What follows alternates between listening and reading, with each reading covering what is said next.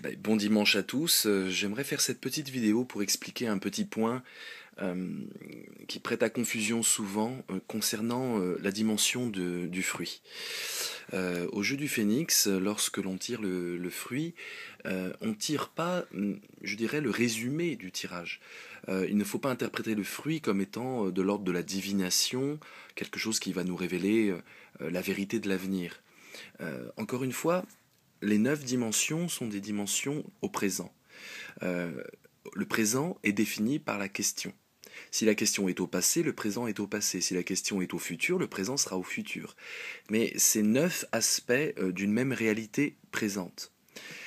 Par exemple, le désir, c'est ce qu'on a emmagasiné à l'intérieur au fur et à mesure de nos états émotionnels et de nos expériences intimes, mais qui est présent sous forme de notre mémoire affective et intime.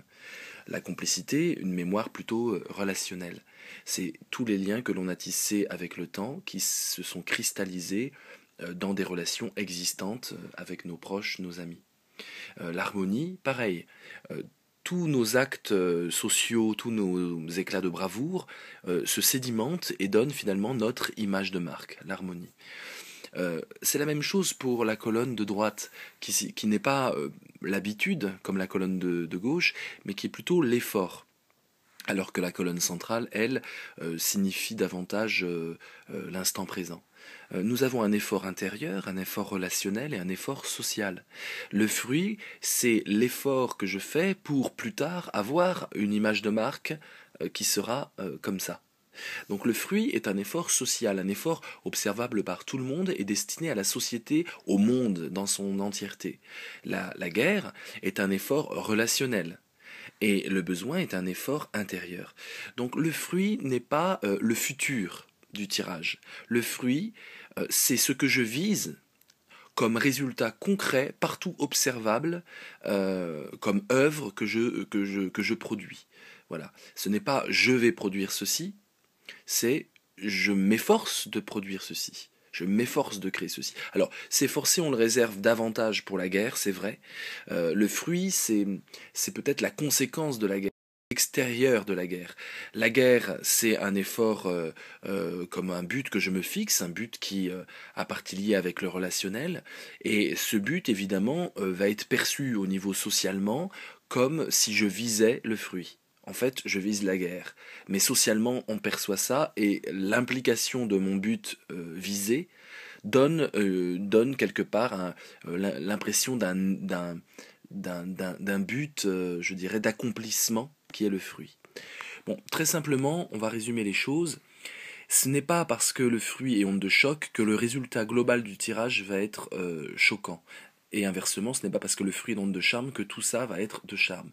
Si on doit choisir une dimension qui résumerait un peu le potentiel du tirage, si par exemple on veut se demander si la personne que l'on a en face de nous dispense autour d'elle plutôt de l'onde de choc que de l'onde de charme, c'est l'énergie. C'est pas le fruit qu'il faut viser, c'est l'énergie. La dimension centrale, la dimension la plus importante, celle qui d'ailleurs lorsqu'on compte les ondes vaut 4 points, alors que la croix vaut 3 points et les angles valent 2 points quand on compte les ondes. Je vous rappelle que s'il y a 0 onde de choc dans le tirage, on donne quand même 1 point d'onde de choc, et la même chose pour le charme.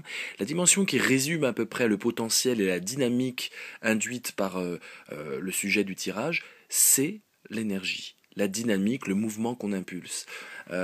Lorsqu'on parle d'énergie bête au jeu du phénix, l'énergie bête, c'est une énergie stressée, une énergie qui va répandre le stress autour d'elle. Une énergie au contraire philosophique, on va dire, charmante, solaire, lumineuse, c'est une énergie d'onde de charme. Par exemple, la source en énergie signifie que d'abord, la dynamique induite par le sujet va être une dynamique de charme, le charme va circuler. Hein. Si vous avez la tempête en énergie, Bissot, la tempête en énergie signifie qu'on est plutôt dans une dynamique d'onde de choc, avant même de signifier la tempête. Donc voilà, si vous voulez, je sais qu'il y en a qui veulent s'amuser à lire l'avenir avec le jeu, c'est pas du tout la destination du jeu. Mais bon, comme lire l'avenir est une superstition et vise la superstition des autres, nous sommes à l'opposé de l'esprit du jeu qui consiste au contraire à combattre les superstitions et le pseudo-mysticisme. Mais ceux qui veulent s'amuser par un jeu, je sais pas, très bien entendu avec leurs joueurs à lire l'avenir, pour rigoler, voilà, ceux qui veulent s'amuser à jouer les voyants, c'est vraiment l'énergie qui nous donne le potentiel de réalisation future. C'est l'énergie qui nourrit la guerre, c'est l'énergie qui nourrit la complicité, l'aventure et l'intuition. Alors que les dimensions d'angle, c'est-à-dire l'harmonie, le fruit, le désir et le besoin, sont des dimensions de l'ordre de l'inconscient. On ne peut pas faire grand-chose pour changer la donne dans ces dimensions-là. La batterie, l'énergie, elle est là, elle nourrit les dimensions de la croix, et ensuite on va vers les angles. Donc voilà, il faut bien comprendre que le fruit n'est que la résultante d'un effort résultante qui colore la personnalité de quelqu'un ou, je dirais, le rayonnement d'une structure dans la sphère sociale, c'est-à-dire la sphère partagée par tous, c'est-à-dire en fait le monde au sens objectif du terme, au sens non affectif, l'effectif, voilà, AF c'est l'effectif, l'effort effectif c'est le fruit, le potentiel à la fois affectif, à la fois effectif, à la fois connecté à ce qui vient de loin et connecté à l'effort, c'est l'énergie. Ne confondons pas les deux dimensions. Je vous dis à bientôt.